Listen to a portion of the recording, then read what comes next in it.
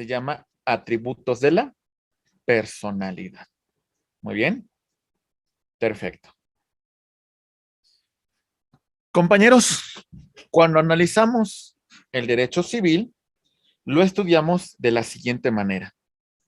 Empezamos con el estudio de las personas.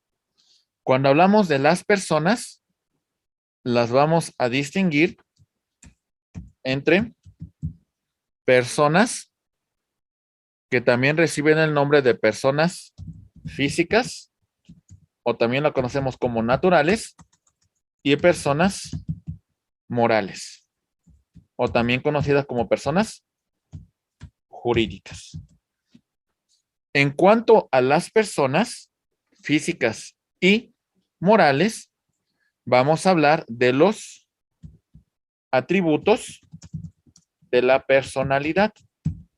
¿Sale? En el caso de personas físicas, hablamos de la capacidad, el nombre, el domicilio, el estado civil, el tema de el patrimonio, el tema de la nacionalidad. En cuanto a las personas morales o jurídicas, hablamos de una sola capacidad, hablamos del nombre, pero en este caso vamos a hablar de la denominación, de la razón social, hablamos del domicilio, no tenemos estado civil, hablamos del patrimonio y hablamos de su nacionalidad. En relación a los bienes, pues hacemos una clasificación de los bienes, ¿sale? Y también distinguimos dentro de los derechos reales, los derechos personales. Los derechos reales es el poder de facto que una persona ejerce sobre una cosa. Y dentro de estos hablamos del patrimonio, hablamos del patrimonio. Y distinguimos dentro de estos elementos la propiedad y la posesión. ¿Sale? En general. Es mucho más amplio los conceptos, por supuesto. Solamente es una breve introducción. En relación a el derecho de familia, hablamos de instituciones que regulan el tema del derecho de familia. Por ejemplo, tenemos que hablar en este punto en particular dentro del derecho de familia, hablaremos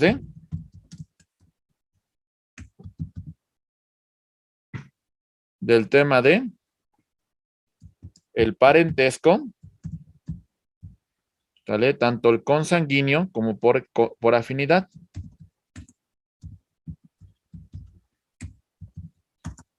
Por afinidad. Hablamos del tema de la filiación. Hablamos del tema del matrimonio. De otras figuras derivadas del matrimonio como el concubinato, del régimen de sociedad conyugal, de sociedad de convivencia.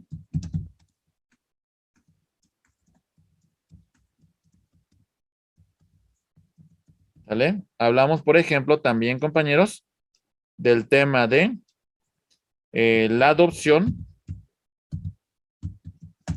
de la tutela, etcétera, etcétera.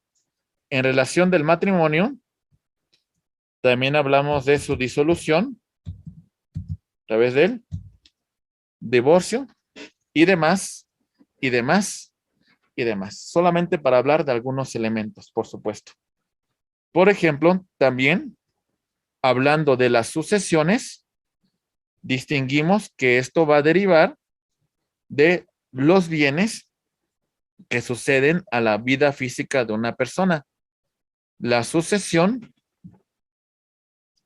que manejaremos, en este caso, hay una que toma como base el testamento, que sería la sucesión en la vía testamentaria, la voluntad del decujus, y en la vía intestada o legítima. En el caso de no existir testamento o este haya sido declarado nulo, o también e inclusive una vía que tiene elementos tanto de la testamentaria e intestamentaria, cuando algunos se van a repartir por esta vía y otros por esta vía, porque no todos los bienes fueron objeto de contemplación. Hablaremos dentro de la vía testamentaria de la figura del heredero, del legatario. Hablaremos de quien administra la sucesión, que sería el albacea, del interventor, etcétera, etcétera, etcétera. Son varias las figuras que se analizan dentro de este derecho sucesorio. Pasando al tema de las obligaciones, aquí vamos a hablar de los elementos que dan origen a las obligaciones, como son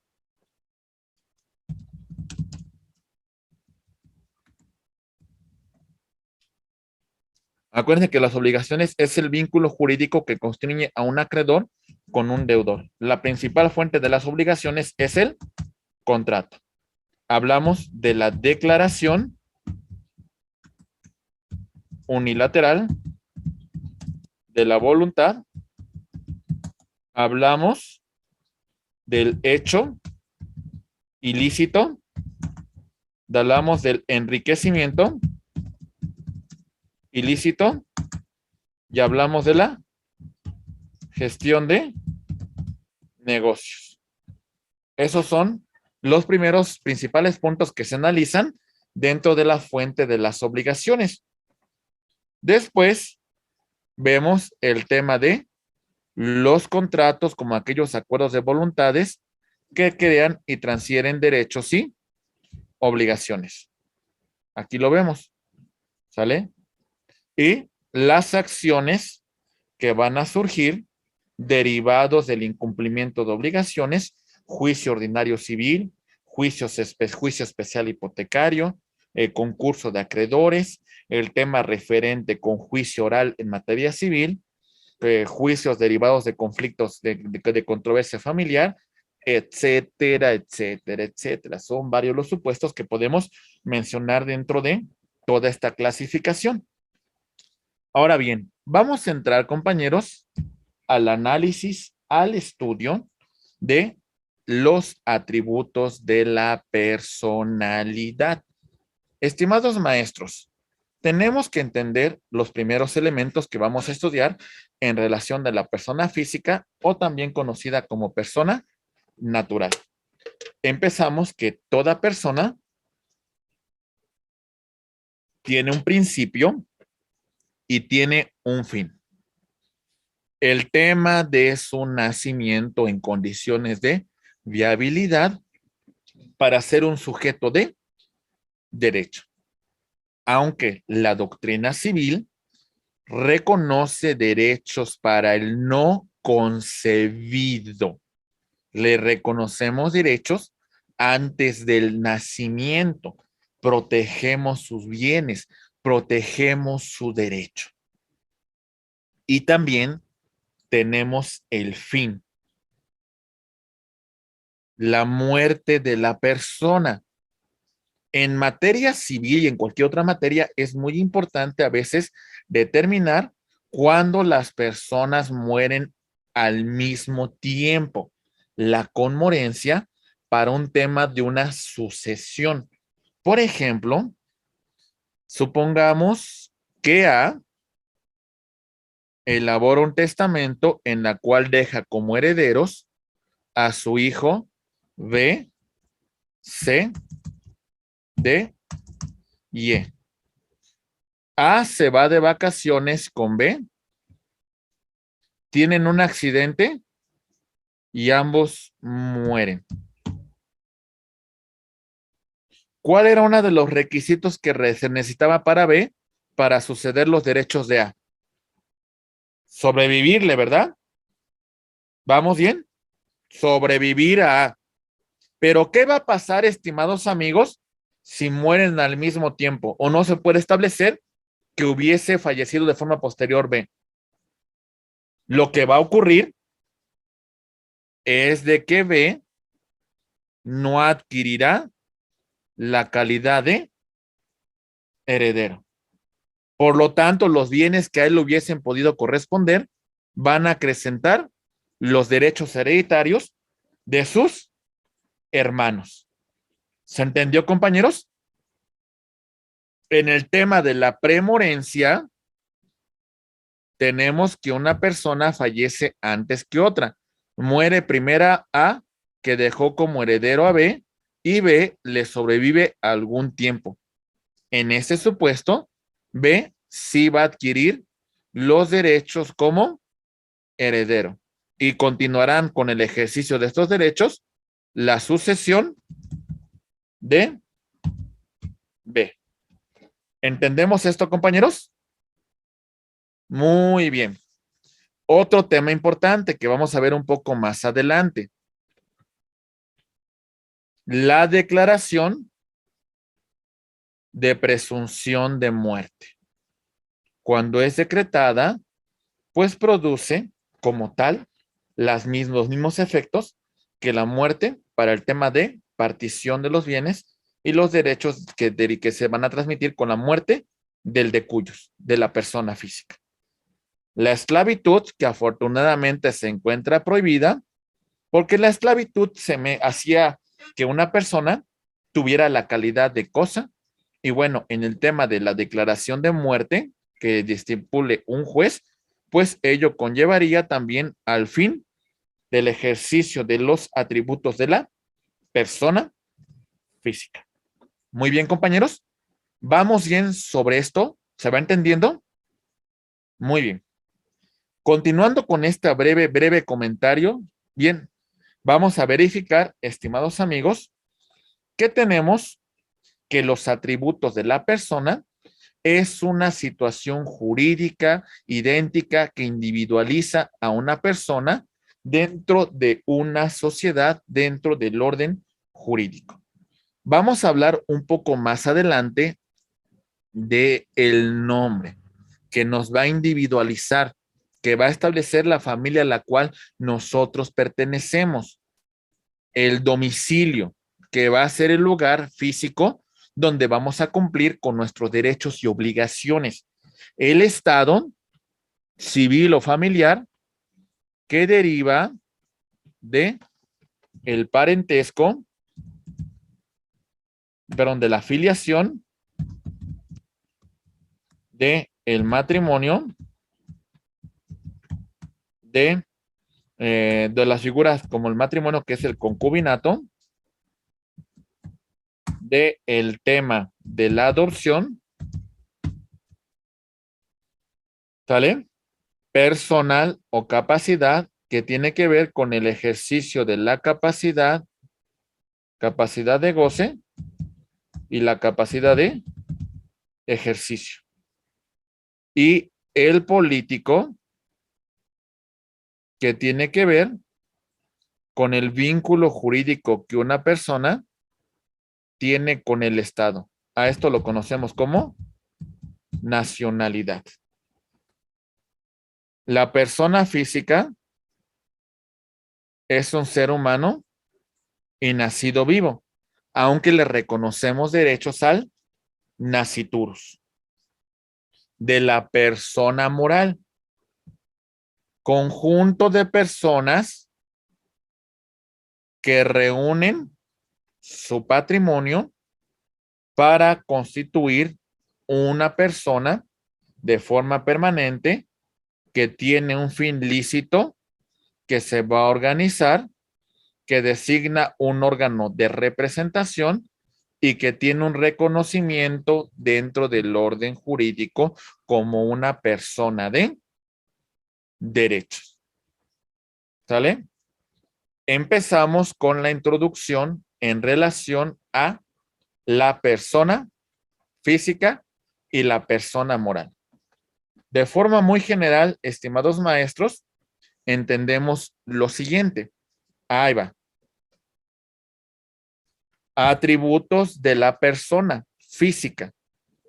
Nombre, domicilio, el estado civil, la capacidad, el patrimonio y la nacionalidad. Vamos a complementar un poco más este esquema más adelante. ¿Vamos bien? Ok. En relación a las personas morales, tenemos un principio, su constitución, su origen en un instrumento público ante un notario, ¿sale? O un acto privado constituyendo una persona moral irregular, pero aún así le damos existencia jurídica. Para que tenga un reconocimiento del Estado, expreso o tácito en la ley, requerimos de un permiso, requerimos de un registro en el registro público de personas morales, en el registro público de comercio o persona moral de derecho público a través, su creación a través de un decreto. Muy bien, su origen, su nacimiento. El fin de la persona moral, su conclusión voluntaria, porque así lo han acordado los socios.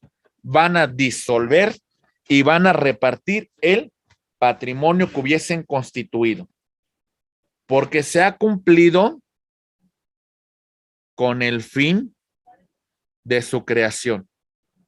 ¿Sale? Vamos a disolverlo, porque la establecimos en un plazo de 99 años y llegamos a la conclusión y no hemos ampliado el plazo de esta sociedad, porque no cumplimos con los elementos esenciales para su constitución.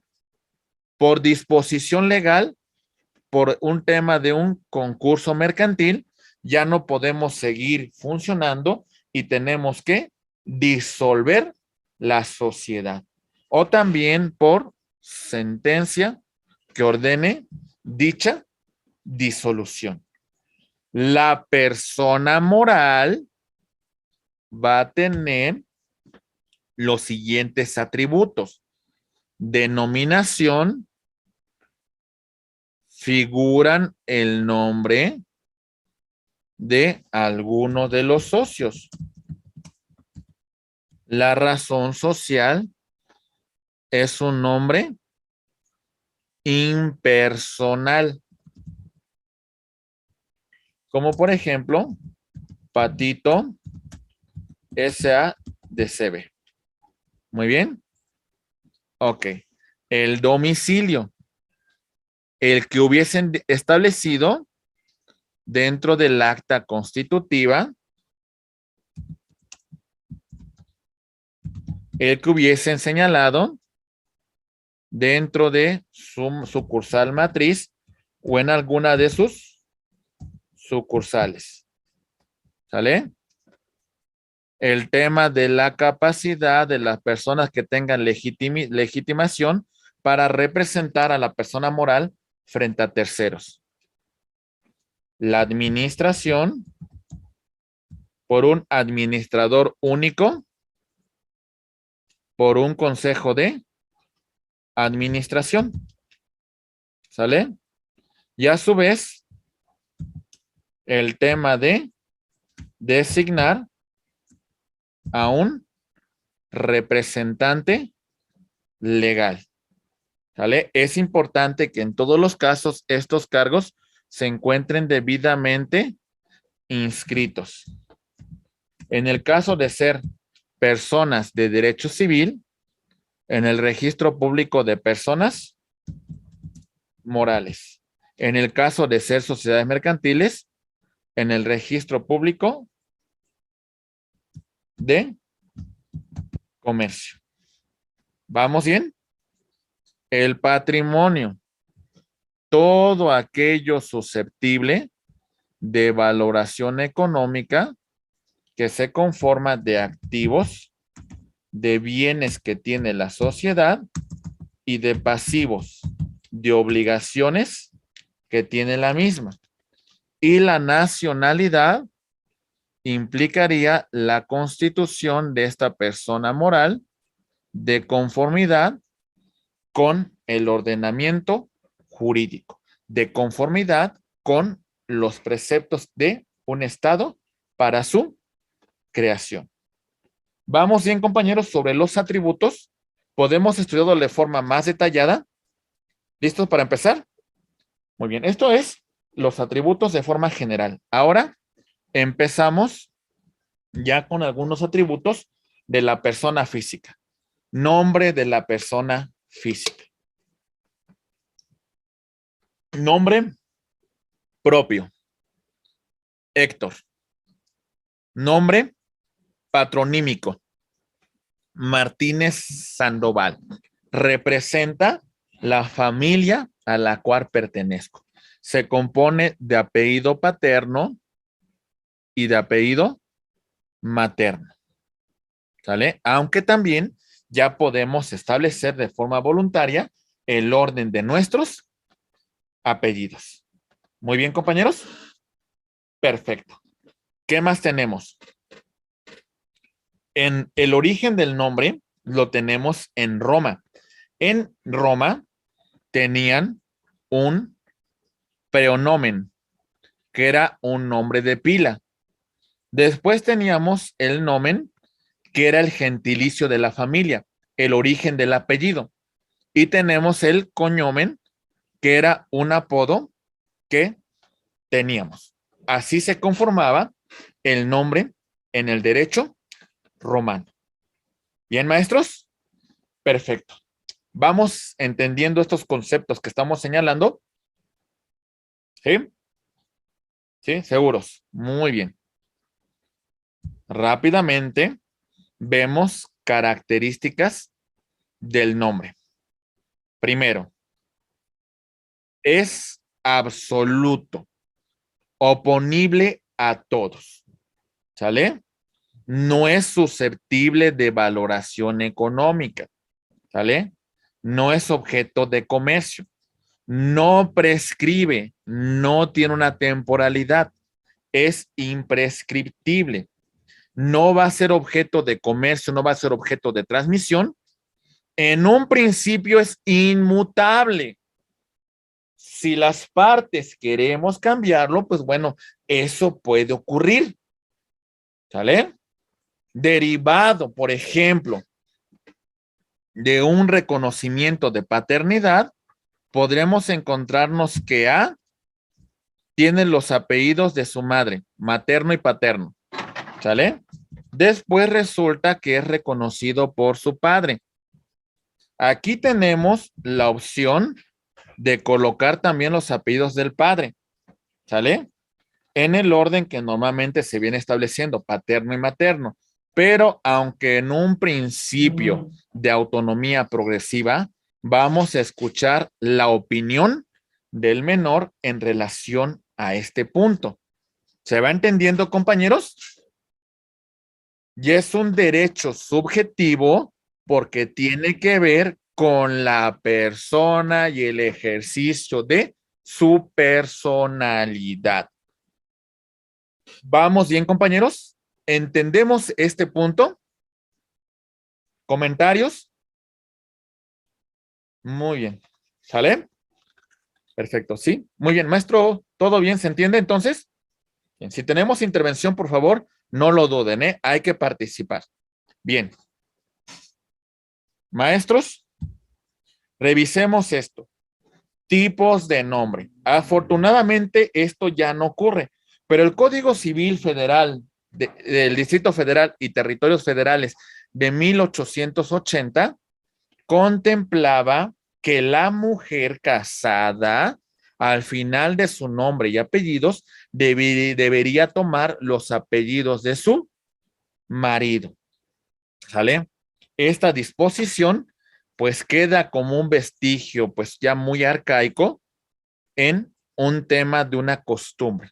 Muy arcaico, ya no se comparten esos criterios, es un término ya un poco muy arcaico, el tema de que alguien acostumbre a poner fulanita de tal, fulanita de tal, sus apellidos y no, ya afortunadamente estas disposiciones se vienen terminando. Como dice el maestro Ricardo Áviles, la señora de Gutiérrez, ¿sale? Ya no, ¿sale?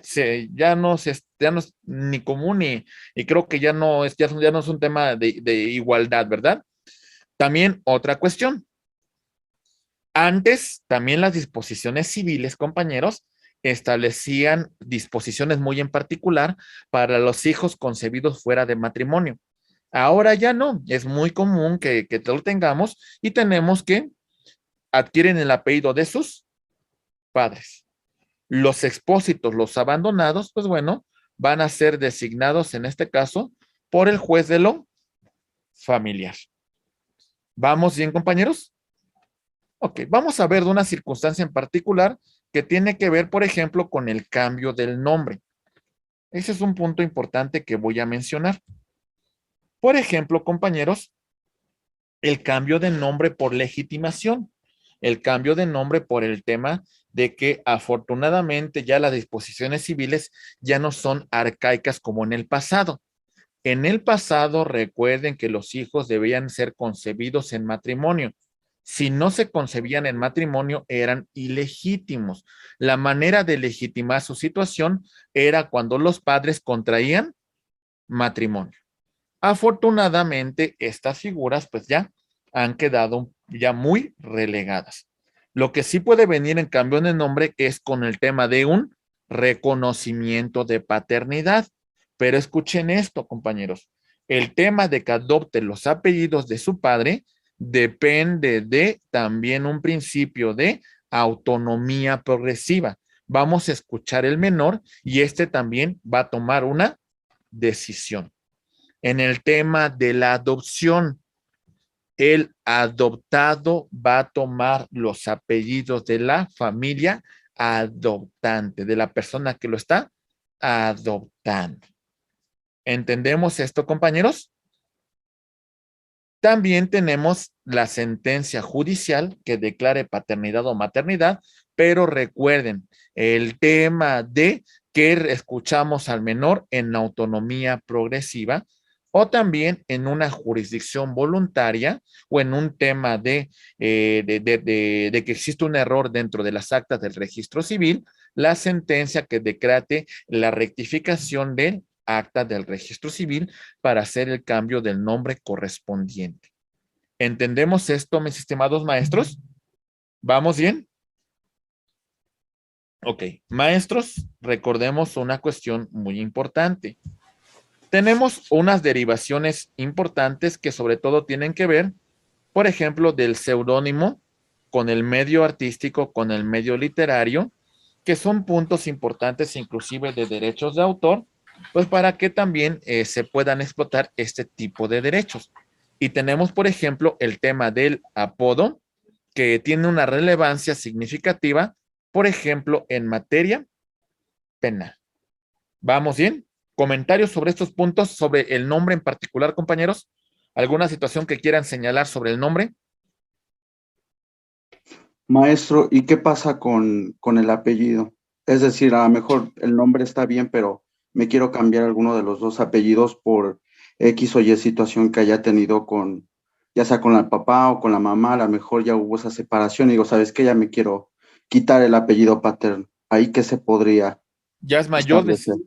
si es usted es mayor de edad, inicia una jurisdicción voluntaria en la cual usted, ese tema de iniciar esa jurisbol es para el tema de que usted quiera adoptar otro nombre o quiere adoptar otros apellidos. A final de cuentas lo ejerce en autonomía, en ese principio de autonomía de la voluntad, en ese principio de libre autodeterminación de la persona. Ok, gracias, maestro. Por ejemplo, le comento una cuestión, mi estimado maestro Ricardo. Fíjese que ya tiene, déjenme acordar, yo llevaba como unos 2 años que salí de la facultad. Estamos hablando por ahí del año 2009, 2000, como 2009. En el despacho donde trabajaba, llevamos una jurisdicción voluntaria en la cual era una persona más o menos de dinero, que él quería apellidarse, se apellidaba, tenía un apellido, no me acuerdo si González o Hernández, pero él quería apellidarse como el nombre de su artista favorito, entonces se quería llamar, no sé, Juan Lennon. O sea, y el punto era que esa era su autodeterminación, ese era el tema de lo que quería llamarse. El juez, pues lo autorizó, se hizo una rectificación dentro del acta de nacimiento, y ahora el señor, en ese momento joven, ahora se llamaba Juan Lennon, por poner un ejemplo. Ese fue un tema de jurisdicción voluntaria, en ejercicio de su autonomía de la voluntad, en ejercicio de su libre autodeterminación, así se quiso colocar, ¿verdad? ¿Sale? Muy bien. Mi estimado, tenemos a Junior 10, no sé cómo se llama Junior, ¿sí se llama Junior? Oscar. Ok, ¿me permite cambiarle el nombre? Cámbiale el nombre, por favor. Es que, ¿qué cree que se apagó mi celular? Lo tuve que reiniciar. Okay. Bueno. ¿Oscar qué, perdón? Oscar García. Ok, muchas gracias. En caso de que un menor de edad quisiera cambiarse su segundo apellido, los papás estuvieran de acuerdo, ¿igual sería una juris board? Pues en este caso, en representación de sus padres en ejercicio de la patria potestad, pues bueno, se me haría, aquí sí, por ejemplo, el juez pudiese tomar algún tema de que, pues va a verificar realmente qué tanto es una decisión informada o qué tanto es un mero capricho. Acuérdese que aplicamos el principio de interés superior del menor, ¿no? O sea, ese es un punto importante, ¿sale? Sí. O sea, en el tema, Maestro, por ejemplo, sí. Disculpe la intervención, pongámoslo a lo mejor en puntos más claros y hay que establecerlo a lo mejor en un asunto. Por ejemplo, si los papás llegan a un acuerdo de separar y sabes qué dice el papá, yo ya no quiero saber nada, la mamá dice, ok, ya está perfecto, y el menor no tiene esta autonomía de, ¿cómo habíamos dicho? Autonomía progresiva. Progresiva, exacto. Todavía no tiene esa capacidad de... Entonces, ¿qué se establecería ahí? Si los papás llegan a un acuerdo de que dicen, ¿sabes qué? Pues sí, yo me separo, me alejo, pero pues también quiero que le quiten el apellido, ¿no? El apellido paterno y en ese efecto establecerle el apellido a lo mejor de paterno, pero de la mamá, ¿no? O sea, no sé si me voy a entender un poquito. A ver, por principio de cuentas, sería irrenunciable ese derecho y las prestaciones derivadas del mismo. En este tema, pues no es nada más así porque quisieran quitarle los apellidos del padre, aunque éste estuviera de acuerdo, es un derecho irrenunciable. Al final, si el menor pudiese tomar de intervención en esta autonomía progresiva, pues bueno, se escuchará, ¿verdad? Se escuchará y se analizará este principio que hemos hecho mención con antelación. Considero que no habría una posibilidad bajo este supuesto de hacer ese cambio, y aparte esos derechos son irrenunciables, como ya mencionamos con antelación cuando hablamos de las características del nombre. Ya si estuviera una mayoría de edad y él decidiera pues dejar los apellidos de su padre y iniciar una juris vol, pues adelante, eso ya es en ese libre ejercicio de su autodeterminación, en ese ejercicio de su personalidad. Maestro, perdón la interrupción. Sí, maestro El José. caso concreto que cita el licenciado Avilés es la cuestión que existe una pareja y dentro de esa relación tienen una menor hija de 3 años actualmente. Y bueno, estuvieron cohabitando juntos, al año se deciden separar y la madre inicia un juicio de pérdida de la patria potestad, demandando la pérdida por el abandono e incumplimiento de obligaciones alimentarias como causales. Ajá. El juez determina que para la causal de incumplimiento de obligaciones alimentarias tenía que haberse decretado por un juez de lo familiar, ya sea una pensión provisional o definitiva, y que ésta se haya incumplido. Por consiguiente, esa causal no operaría.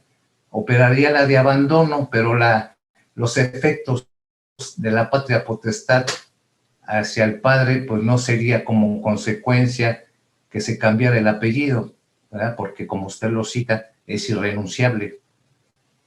Entonces, podría ser el que, si bien es cierto, los padres están de acuerdo en que se cambie el apellido por sus intereses de ellos, y no se tiene la opción de que el menor pueda manifestarse al respecto, podría ser la adopción de los padres de la madre biológica para poder otorgarle el apellido paterno.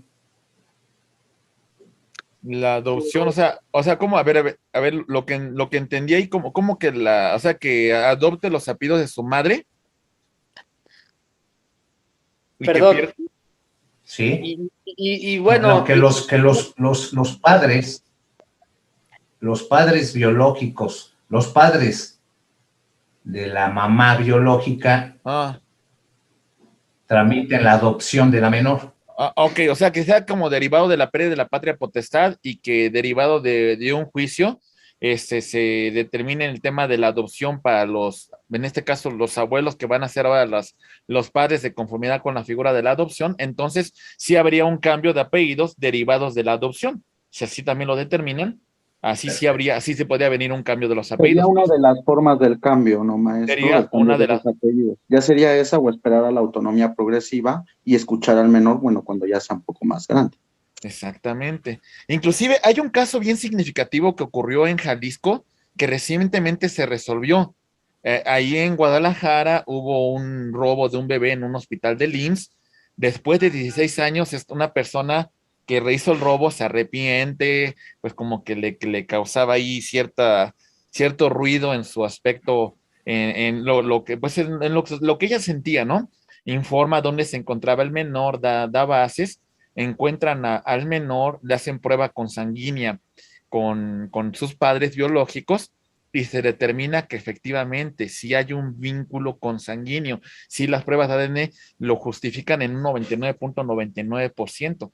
Aquí es un tema que vamos a ver este menor en ejercicio, ya en este momento, en ejercicio de su autonomía progresiva, qué decisión toma. Porque creo que también por ahí hubo una situación en particular que, entre comillas, los padres con los cuales estaba conviviendo, como que se espantaron y se fueron, lo abandonaron, o creo que por ello ocurrió algo. Entonces, es un tema que vale la pena escuchar qué va a pasar con este menor, porque evidentemente ya tiene un ejercicio de autonomía progresiva, y a ver qué decide en este supuesto, ¿no? Eso también es importante tomarlo en consideración en ese ejercicio. Entonces, sería que la autonomía progresiva del menor sería el impedimento en su momento para que el juez se pronunciara.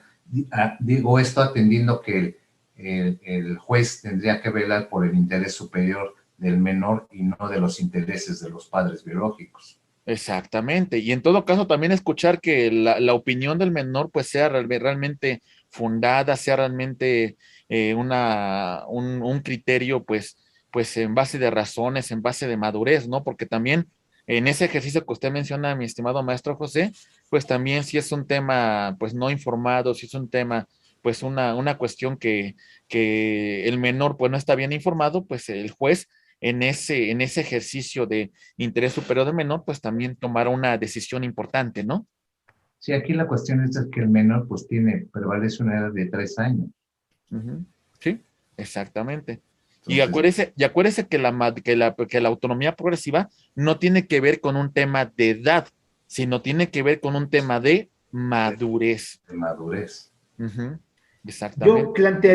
Yo plantearía, maestro y compañeros, salvo su mejor opinión, que lo pudiera hacer a lo mejor a través de un tutor que lo represente en un juicio y pudiera tener, para mí, mayor facilidad de poder alcanzar su objetivo. También tomando en cuenta el tema de la autonomía progresiva, ¿no? Eso me queda definitivamente claro, porque a la edad de 3 años, pues meterse en este trámite legal, para mí se me hace inclusive hasta absurdo un poco, ¿no? El yo consideraría que con este tema de la autonomía progresiva, la parte que yo le podría dar entrada como autoridad, pues sería que promoviera a través de interpósita persona, en este caso un tutor, para hacer valer su derecho, obviamente llamando a juicio a todos los involucrados para ese cambio, salvo su mejor opinión. Gracias. Ujú.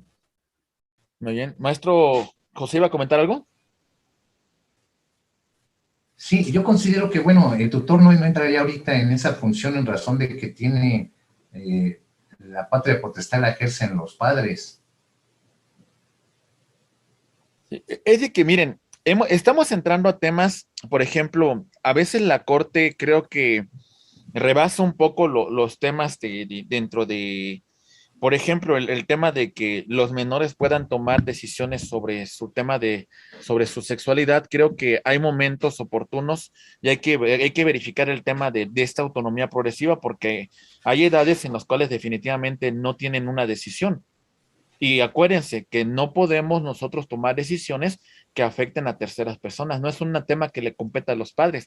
Es un tema que al final de cuentas va a afectar al menor, va a afectar, sí, va a trascender. Por eso creo que aquí el juez tiene que tomar las medidas cautelares necesarias para garantizar el interés superior del menor. Creo que ese es un tema importante y hay tantas cuestiones que se revisan en relación a los nuevos fundamentos que ha tomado la Corte en el tema de interés superior del menor, en el tema de autonomía progresiva y en el tema de que en asuntos que afecten su patrimonio, que afecten su persona, se va a escuchar a el menor en razón a su madurez. Y bueno, en el caso de que todavía no tenga autonomía progresiva, pues el juez de lo familiar va a proteger y va a interpretar la norma que más favorezca al menor en ese ejercicio de interés superior del menor, ¿verdad? Por último, a ver, yo quiero hacer un agregado. Pensando que la patria potestad se estuviera controvirtiendo en la cuestión de que es por el abandono, y uno de los hechos en que funda la actora la pérdida de la patria potestad es la cuestión de los hábitos de embriaguez y de consumo de drogas. Una persona inestable, un perfil psicológico, pues que no considera que pueda seguir conservando la patria potestad del padre, y que se dictara una sentencia donde se condena la pérdida de la patria potestad y que esa sentencia fuera el elemento o documento base para pedir en su momento el cambio de apellido de la menor hija, tomando como conceptos básicos que el juez valoró que la pérdida de la patria potestad se acreditó por el abandono permanente y la conducta del padre biológico, para que el juez en su momento considerara, teniendo el interés superior de la menor, que podría ser factible ese cambio de apellido. Bueno, creo que hay elementos, ¿no? Y al final, si hacemos una interpretación en favor del menor y si verificamos esta situación de abandono, esta situación en la cual no hay ninguna garantía que tutele los derechos del menor, creo que no, yo no le vería por qué el juez, por qué en este caso, en ese ejercicio, no hiciera una interpretación en pro de los derechos humanos, en pro del menor, y pudiese hacer un cambio de los apellidos, ¿no? Creo que es justo lo que usted comenta, creo que vale la pena el comentario que usted ha realizado, porque creo que sí nos encontramos bajo ese supuesto.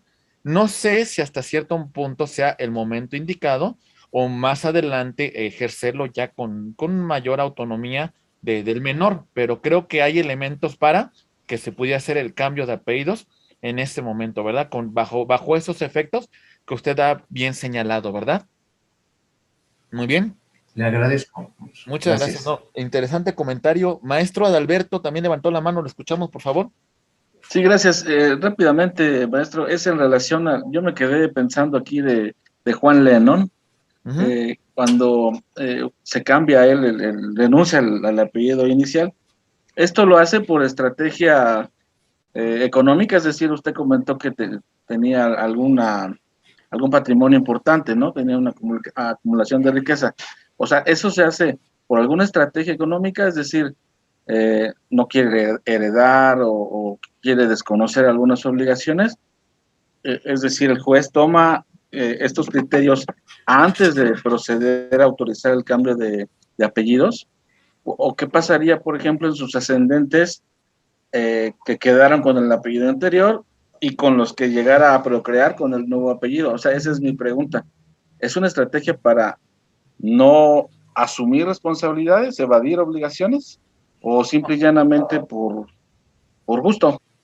A ver, el tema de las obligaciones que tenga, el tema de los derechos adquiridos, el tema de las obligaciones alimentarias y demás que tenga esta persona que se ha cambiado el nombre, va a continuar, ¿eh? Va a continuar. Ese es un hecho muy importante. Si, por ejemplo, esta persona tuviese hijos con posterioridad, pues bueno, va a transmitir el apellido que fue objeto de modificación, que fue objeto de cambio, ¿no? Ese es importante tomarlo en consideración. ¿Por qué lo hizo esta persona? Por un ejercicio de su autonomía de la voluntad, por un tema de que en ese ejercicio de desarrollo de su personalidad, él pues le gustaba sentirse importante y decir, pues me llamo Juan Pérez y yo quiero ser Juan Lennon. Pues adelante, ¿no? Así me siento como más es como un nombre que me gusta más, que exploto más, pues adelante, ¿no?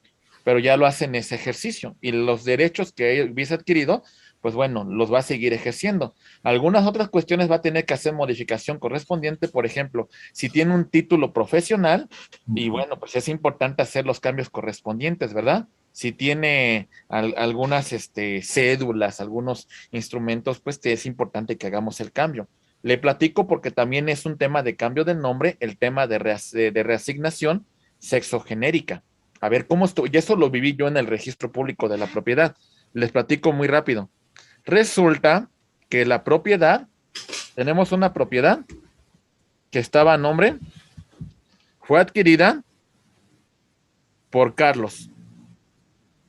Carlos la adquirió, ¿sale? Ahí por el año 2000. Después resulta que por ahí del año 2010 hay un cambio de reasignación sexual y Carlos ahora se llama Carla. ¿Sale? Ya hubo un tema de reasignación sexual, ya hubo un tema de una modificación del acta de nacimiento, en la cual, pues, se hizo el cambio del acta primigenia y ahora las actas sucesivas salen a nombre de Carla. ¿Ok? ¿Qué hicimos en el registro público?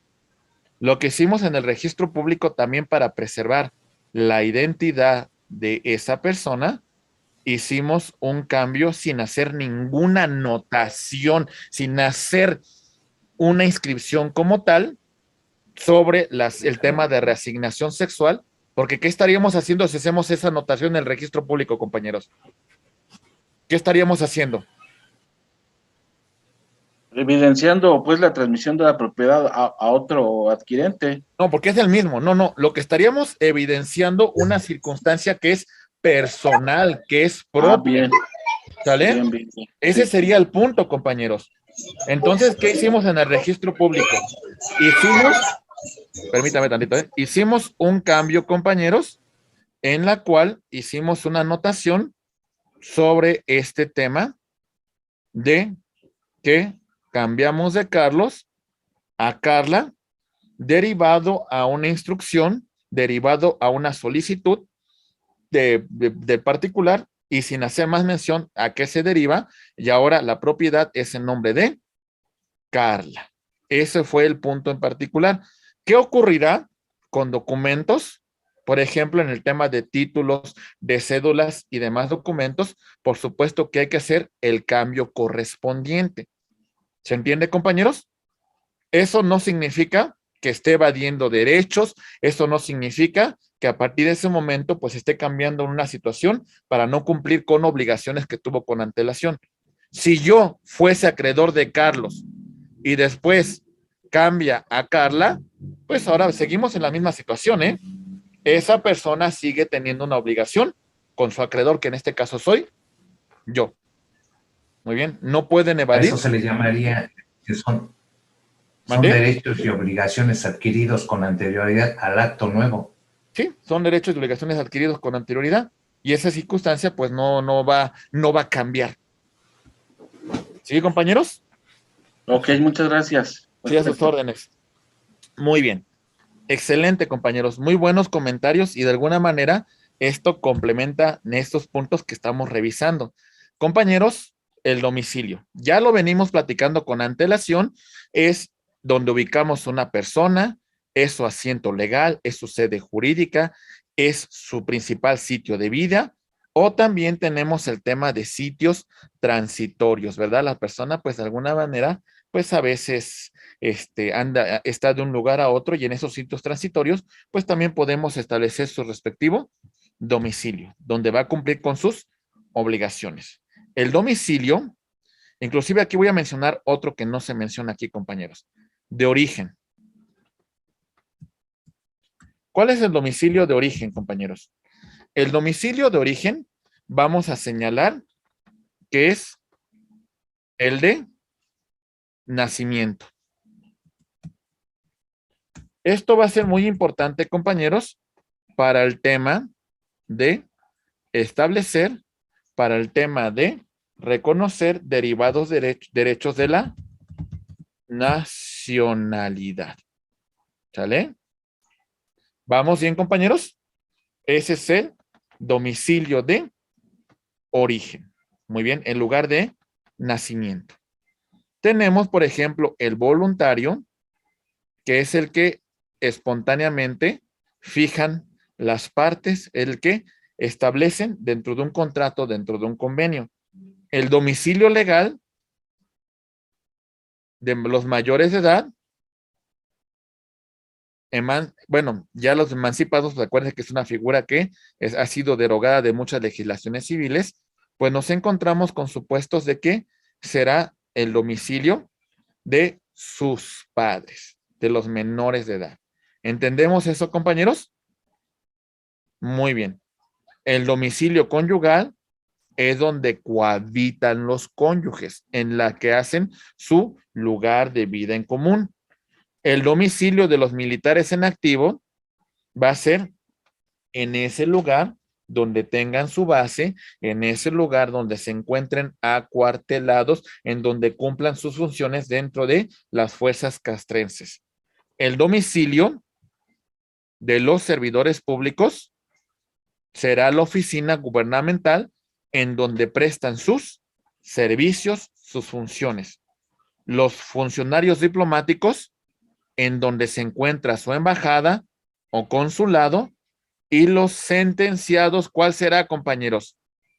¿Cuál se imaginan? Donde estén recluidos. Exactamente. El centro donde se encuentran cumpliendo con una sentencia dictada por un tribunal de enjuiciamiento, ¿verdad? Convencional, el que las partes convienen contractualmente, que las partes fijan en un convenio. Recordemos, compañeros, de todo esto que estamos mencionando, el domicilio de las personas físicas es donde reside. Si no tiene residencia, donde se encuentre su principal asiento de negocios.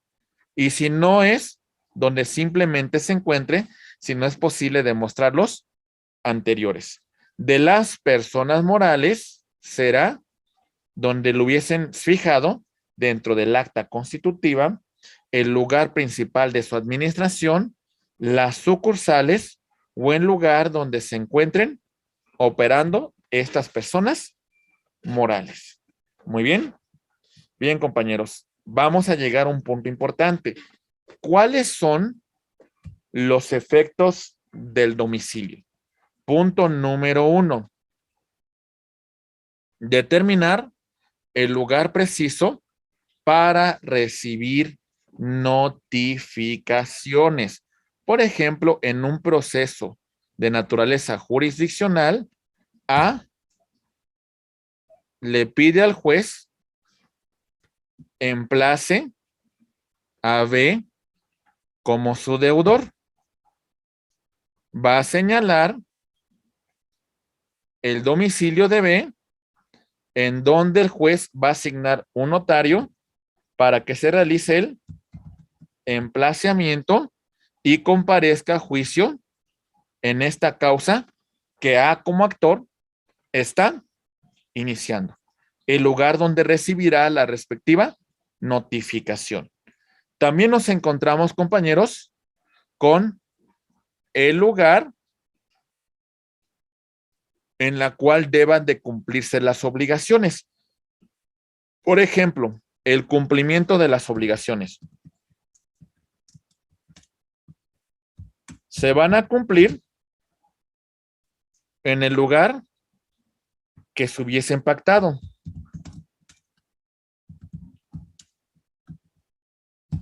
También podrá establecerse que se deberán cumplir en el domicilio del deudor, en el domicilio del acreedor, en el domicilio del representante del acreedor, etcétera, etcétera. ¿Entendemos, compañeros? El domicilio va a servir en una controversia de naturaleza jurisdiccional para fijar la competencia del juez. ¿Sale?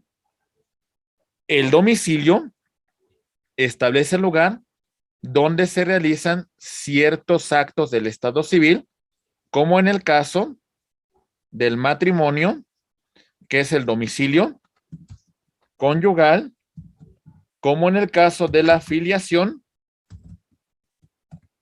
que es el domicilio de los hijos menores de edad, el domicilio de sus padres, como en el caso de la adopción, que sería el domicilio del adoptado, es el domicilio de su adoptante. Por ejemplo, el domicilio en el caso de una tutela, del domicilio del pupilo, será el domicilio del tutor, donde se ejerce la tutela.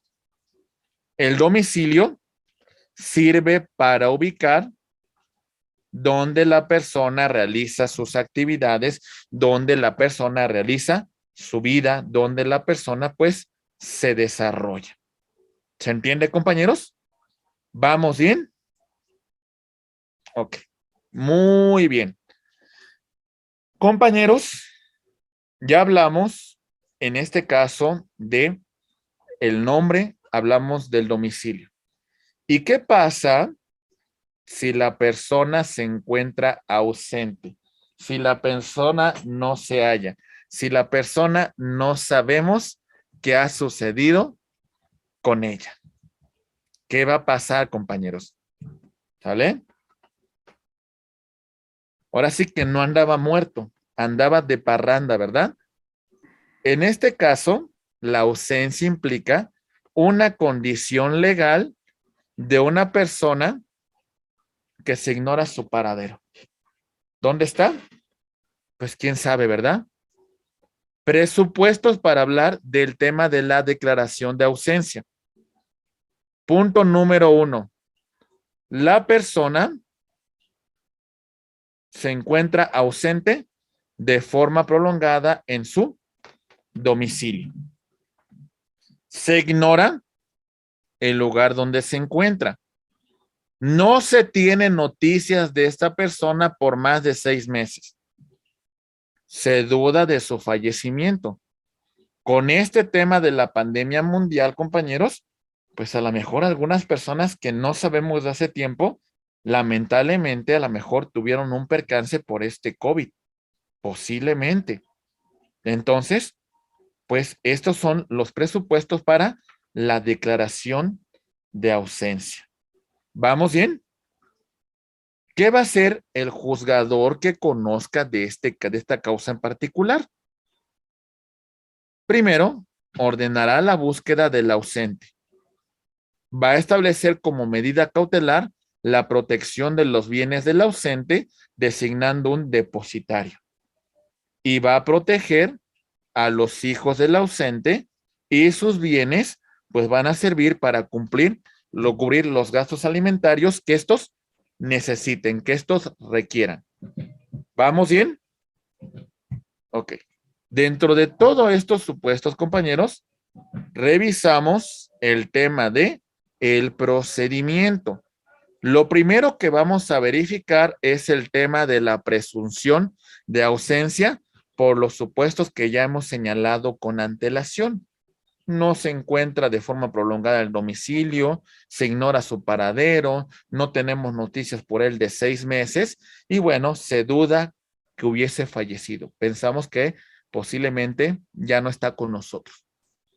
El segundo paso será que el juez decrete la declaración de ausencia. Ya han transcurrido 2 años. En el caso de que hubiese un apoderado legal, ampliamos el plazo 1 año más hasta 3 años. ¿Sale? Después tenemos la declaración de presunción de muerte que se va a decretar a los 6 años después de que se declare su ausencia. Y bueno, también tenemos el tema de desaparecidos. Esto implicaría un tema de la muerte civil de la persona. Compañeros, medidas provisionales en todos estos casos. Primer punto, nombrar un depositario de los bienes del ausente. Citar a las personas por medio de dictos. ¿Sale? Vamos a dictar las medidas necesarias para asegurar la conservación y protección de los bienes. Si los menores del ausente, en el caso de tener nadie sobre ellos ejerce la patria potestad, pues se les designará a estos menores un tutor. Como mencionamos con antelación, se va a hacer la declaración de ausencia y se publicará en intervalos, en edictos, con intervalos de 15 días, pues para ver si comparece el ausente, ¿verdad? Y después, dentro del plazo de 6 años, después de estos intervalos, se declarará la presunción de muerte. Muy bien, compañeros. Pero, ¿qué pasa si el que andaba ausente regresa? ¿Qué pasa si el que estaba ausente de pronto dice, ya vine de donde andaba, se me concedió volver? ¿Sale? El ausente regresa. ¿Cuándo regresa? Durante la presunción. ¿Sale? Reaparece quien se había presumido declarado ausente. No andaba muerto, como dice la canción, andaba de parranda. Y ahora sí ya regresa. Punto número 1. Tiene derecho a todo el patrimonio. Tiene derecho a que se le rindan cuentas del depositario y del representante. Este tendrá que pagar los gastos y honorarios de los gestores, de los representantes, de los administradores. ¿Sale? A esto tiene derecho el ausente durante la presunción. ¿Vamos bien, compañeros? Ahora, ¿qué va a pasar si regresa ya durante la declaración del periodo de ausencia? Ya han transcurrido 2 años desde que la persona no se sabe qué pasó. Vamos a ver. Se entregan cuentas de los poseedores provisionales. Se van a retener por parte de los poseedores los frutos industriales, ¿sale? Que tengan, porque son los frutos que ellos trabajaron. Y el ausente que regresa tiene derecho a la mitad de los frutos civiles y naturales. ¿Sale? Pero no tiene derecho el ausente a los frutos industriales porque él no los trabajó. La recuperación del ausente de los bienes en el estado que estén, como se encuentren. Si el cónyuge del ausente está conforme, podría reanudar la situación de su régimen matrimonial, de su matrimonio. Si así lo decidiera, si decide que no, pues con la pena, ¿verdad, compañeros? Ya regresaste después de mucho tiempo y ¿qué crees? Otro ocupa tu lugar, ¿verdad? Se acabó. Muy bien. Y ahora otro ocupa tu lugar, y ni modo. Y llegamos al otro punto. Regresa de la muerte. Regresa ya cuando se ha declarado la muerte. ¿A qué tiene derecho ese ausente? Derecho al patrimonio en el estado que se encuentre. Recuperación del ausente de los bienes vendidos en el precio con el que fueron adquiridos. La retención de todos los frutos, ya no por el ausente, sino por sus poseedores, los que se encuentren pendientes. La reanudación de las relaciones familiares, ¿sale? Relación desde parentesco por consanguinidad, por afinidad, si así lo determinan, relaciones de filiación.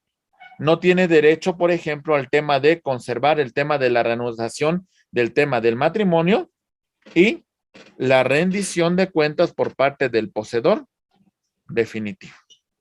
¿Sale? Esto depende en qué momento se está presentando.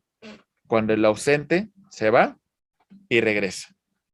Bien, compañeros, ya estamos a punto de llegar a la pausa correspondiente de la hora de la comida, pero sin embargo alcanzamos a ver algunos puntos.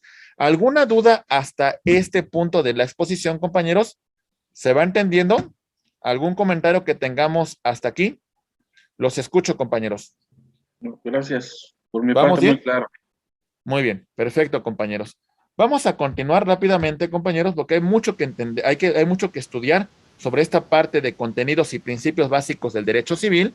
Y empezamos con el siguiente tema, compañeros. Ahí va. Empezamos a revisar la capacidad.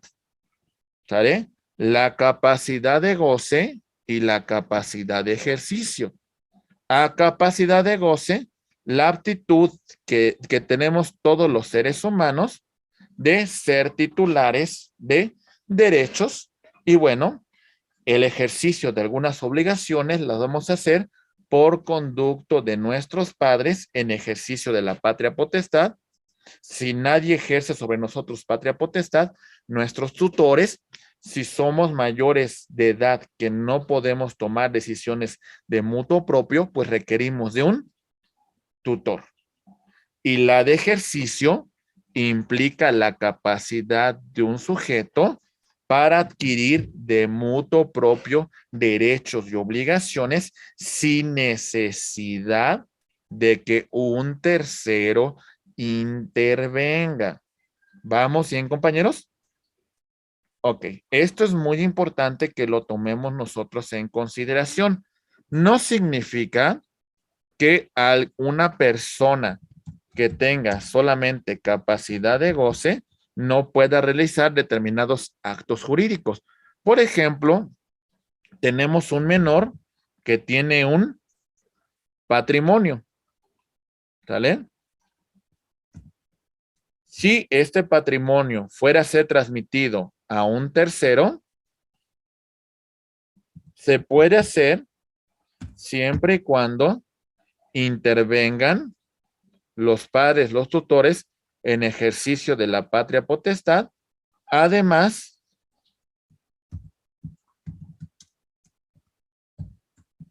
de que es importante que un juez de lo familiar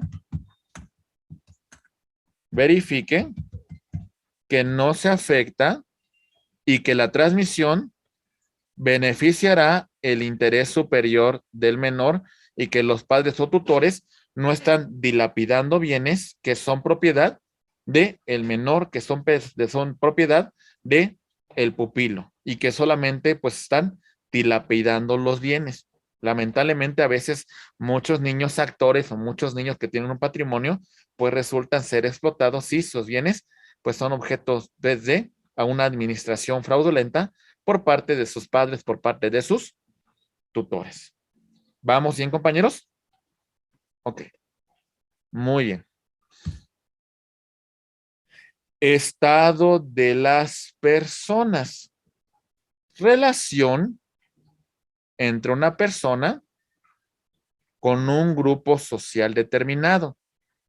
Este grupo social es la familia,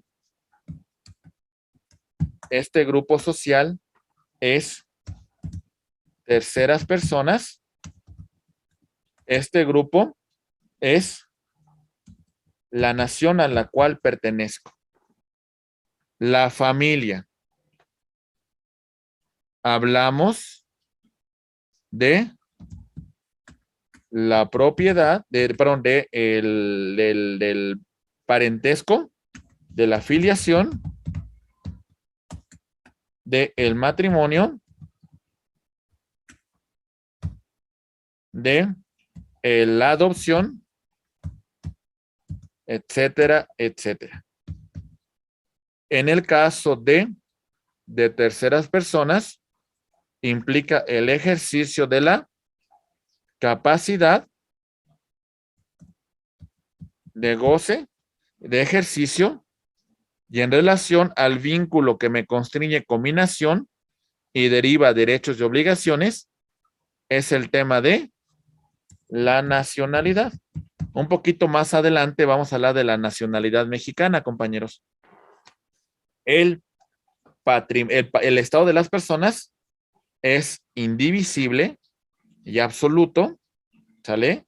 Se encuentra fuera del comercio, no es materia de transmisión, no puede ser objeto de renuncia, es imprescriptible y tenemos una materia de posesión, tenemos un ejercicio de facto sobre este estado de las personas como atributo de la personalidad. Algunas de las clases que vamos a revisar antes de la comida son las siguientes. Tenemos, por ejemplo, de personas. La capacidad, goce, ejercicio. La incapacidad, que implica la representación para de ejercer determinados derechos. Ya vimos cómo los vamos a ejercer, ¿verdad? Padres, patria potestad.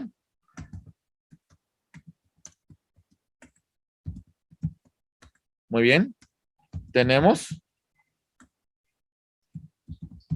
el tutor y en algunos casos el juez de lo familiar en ejercicio del interés superior del menor.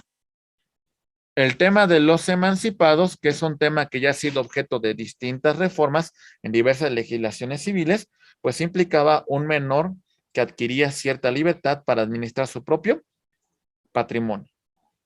El tema del estado de personas familiar, derivado de el vínculo matrimonial, derivado del concubinato, derivado del parentesco, la filiación, la adopción. Y el político, el vínculo que me constriñe con el Estado, nacionalidad, la situación de una persona que proviene de otra nación, el extranjero, la titularidad de derechos y obligaciones, el reconocimiento de derechos, la no posibilidad de no poder intervenir en asuntos políticos, y si su estancia se considera perniciosa, previo juicio puede ser solicitar su salida del país. Previo juicio. La ciudadanía que se va a adquirir, estimados maestros, con la mayoría de edad, la nacionalidad mexicana se adquiere por mayoría de edad, que en el caso de México son 18 años y una condición algo subjetiva que es modo honesto de vivir. Las personas que no se encuentren en esta situación o los extranjeros no son ciudadanos. ¿Ok, compañeros? Muy bien. Y bueno, por ejemplo, en el tema de la nacionalidad del estado político de las personas, la nacionalidad por nacimiento, el derecho internacional privado reconoce dos fuentes. Jus sanguinis, el derecho de sangre, y jus soli, el derecho de suelo. Jus sanguinis, hijo de padre o madre mexicanos. Jus soli, nacer en territorio nacional, ¿sale? En la superficie continental o en alguna de las islas que conforman el territorio. Extensión del territorio nacional, embajada, consulado, ¿sale? Nacer en aeronave, buque, con matrícula mexicana. Derecho de nacionalidad por jus soli, hijo de padre o madre mexicanos y nacer en territorio nacional. Naturalización, la situación del extranjero que cumpliendo con los requisitos que establece la Secretaría de Relaciones Exteriores, cumple con los requisitos para adquirir la nacionalidad mexicana por naturalización. ¿Se entiende, compañeros? La nacionalidad por nacimiento no se puede perder en ningún supuesto. La nacionalidad mexicana por naturalización es así, puede ser objeto de pérdida. Muy bien, compañeros. Perfecto. Entonces, estimados maestros, si ustedes lo permiten, en este punto vamos a hacer una pequeña pausa para que ustedes consuman sus alimentos. Y bueno, no sé, hasta aquí vamos bien, estimados maestros. ¿Comentarios? ¿Dudas? Todo muy bien, muchas gracias. Muchas gracias, maestros, a sus órdenes. Licenciado Francisco, ¿nos escuchan? Empezamos con este punto sobre el estado de las personas en la tercera parte. Continuamos con la posesión del estado de las personas.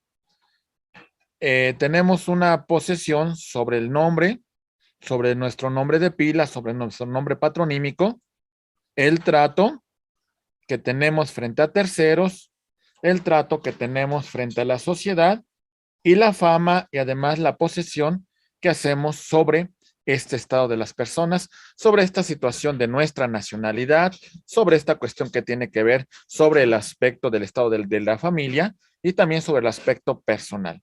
La comprobación del estado de familia, del estado de las personas, lo tenemos a través de las respectivas actas del registro civil, que va a ser también uno de los temas que vamos a analizar, el tema de la sentencia judicial, y además existen acciones como por ejemplo la reclamación del Estado o el desconocimiento de un Estado, de familia en particular, son algunas de las cuestiones que hemos revisado con antelación. Muy bien, compañeros, estos son puntos que vale la pena que comentemos y estamos destacando en esta exposición. Bien, entonces recuerden, ¿cómo comprobamos? Primer punto, actas del registro civil. ¿Cómo comprueba el vínculo de filiación un hijo en relación con sus padres? Lo primero es un acta del registro civil o también una sentencia judicial que emita un juez y que decrete ese estado de las personas. Ya vimos que existen acciones que podemos iniciar para, pues, reclamar el estado civil, la reclamación del estado, el desconocimiento del estado. El estado de familia, estado civil de las personas, que hace referencia al modo de ser de una persona dentro de la familia. El parentesco consanguíneo, el parentesco por afinidad. En esta situación son aspectos de carácter permanente entre hijo, entre el padre, entre los cónyuges, siempre y cuando no exista una disolución del vínculo, por supuesto, ¿verdad? Y corresponde a un cúmulo de derechos y deberes. Muy bien, compañeros. Continuando con esto, vamos a empezar con un tema importante, el parentesco. Ahí está. Es una relación jurídica permanente que se establece entre los miembros de una familia en virtud del matrimonio, de concubinato, de la filiación, de la adopción. ¿Cuál es la fuente? Aquí está. Matrimonio, concubinato, filiación, adopción. Hay dos tipos de parentesco.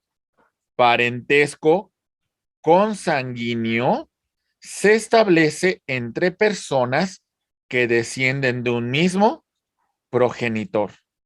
Por afinidad se adquiere por matrimonio y se da por parientes consanguíneos, ¿sale? Del esposo o la esposa y sus parientes consanguíneos de nuestra cónyuge. Muy bien. Vamos a explicar el parentesco por consanguinidad porque creo que el de afinidad queda muy claro. El de afinidad implicaría lo siguiente. A y B se encuentran casados. ¿Sale? Los parientes consanguíneos de A, de B, son mis parientes por afinidad. Muy bien. Ok. Vamos a empezar por el parentesco consanguíneo. Ahí va. Línea recta, ascendente, descendente. A, B, C y D. Tronco común. Ahí va. Le vamos a poner un título. Vamos a ponerle el bisabuelo, el abuelo, el padre y el hijo. Entre estas personas está el siguiente parentesco. Línea recta, descendente. Línea recta, ascendente. ¿Cuál es el parentesco consanguíneo que existe entre estas dos personas? A y B. Tenemos el parentesco en línea recta, descendente, en primer grado. Entre A y C tendríamos línea recta, descendente, en segundo grado. Entre A y D tenemos línea recta, descendente, en tercer grado. Muy bien. Perfecto. Y también tenemos el parentesco consanguíneo en la línea colateral o transversal. Aquí tenemos A tiene 2 hijos.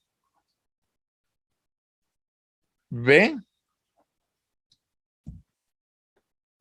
y C. Para conocer el parentesco colateral de estas personas, tendríamos que subir a un tronco común. A, primer grado. Y después bajar hasta el pariente colateral. Entre los hermanos hay una relación de parentesco en segundo grado en línea colateral. El hijo de mi hermano sería en tercer grado. El tronco común, bajo mi hermano y bajo hacia su hijo. Tercer grado en línea colateral. Los grados hacen referencia a un tema generacional y las personas que intervienen en esta relación de parentesco. Los efectos entre el parentesco consanguíneo. Deber de asistencia y socorro. Alimentos. Entre estos parientes hay impedimentos matrimoniales. Hablamos también de la sucesión legítima, el derecho a participar y también un tema de tutela legítima en caso de que unos parientes pues queden en alguna situación de incapacidad. Recordemos lo que hemos comentado a continuación. Ahí está el parentesco en línea recta. ¿Sale?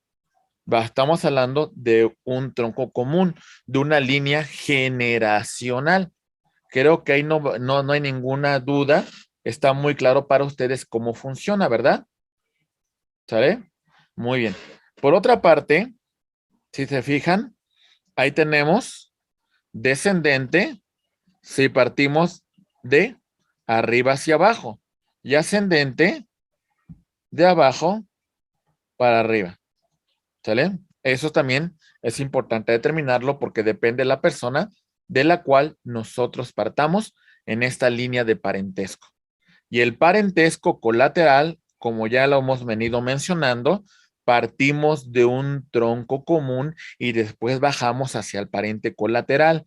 Entre estos dos hermanos, subimos al tronco común, que sería el padre, primer grado, y después del padre bajamos hacia el hermano, que sería un parentesco consanguíneo en segundo grado en línea colateral. ¿Sale? Esto es muy importante dentro de los propios atributos de la personalidad, dentro del punto especial del estado de familia. ¿Alguna duda sobre esto, compañeros? ¿Vamos bien? ¿Se entiende? Muy bien. Maestros, por supuesto que también debemos mencionar otro elemento que es de susceptibilidad económica, el patrimonio.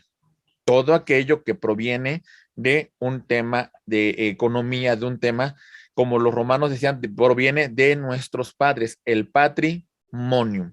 Bien, ¿qué es el patrimonio? Tenemos cosas que se encuentran fuera de nuestro patrimonio y cosas que están dentro de nuestro patrimonio. La cosa pública, las cosas comunes, las cosas sin dueño se encuentran fuera dentro de nuestro patrimonio. Y las cosas privadas, los bienes, derechos y obligaciones forman parte de nuestro patrimonio. Lo mencionamos en la primera parte de nuestra exposición. Los elementos del patrimonio es elemento activo, todo aquello que conforme una masa patrimonial, todo aquello que tenga un contenido económico. Y el pasivo, que se integra por el total de las obligaciones que tiene una persona. Si hay más obligaciones que bienes, pues evidentemente la persona se encuentra en crisis y evidentemente pues estamos en una circunstancia pues no muy adecuada porque eso implicaría pues un tema de entrar a una fase de quiebra. Entrando al tema del patrimonio, debemos distinguir de los derechos reales y los derechos personales.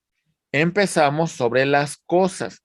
Las cosas implican una cuestión, el derecho real, un poder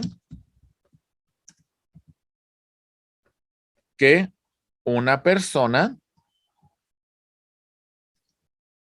que puede ser física o moral, ejerce sobre una cosa, haciendo que esto sea oponible a terceros. Muy bien.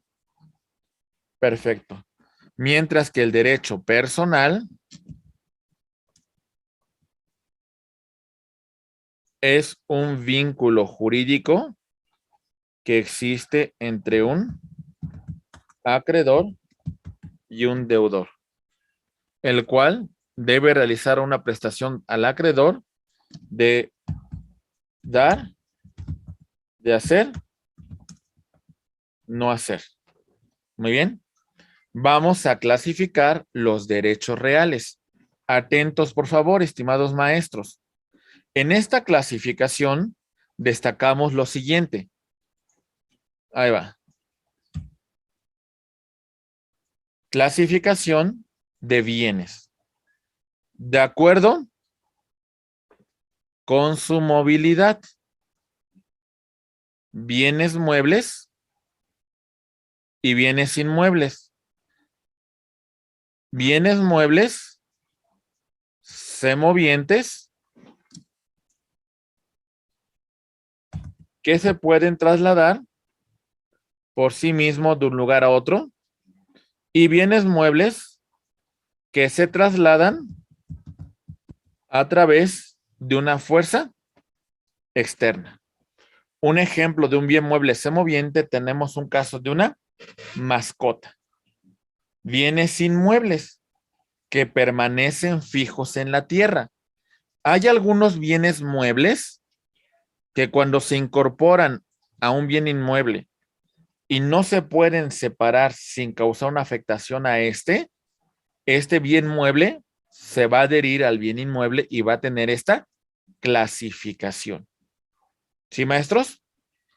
Muy bien. Esto dentro del tema del patrimonio como atributo de la personalidad. Bienes de acuerdo con su posibilidad. Fungibles. Atentos. Los fungibles pueden ser sustituidos por otros de su misma especie, de su mismo número, de su misma calidad, de su mismo género, de su misma marca, etcétera, etcétera. ¿Sale? Pueden ser sustituidos por otros.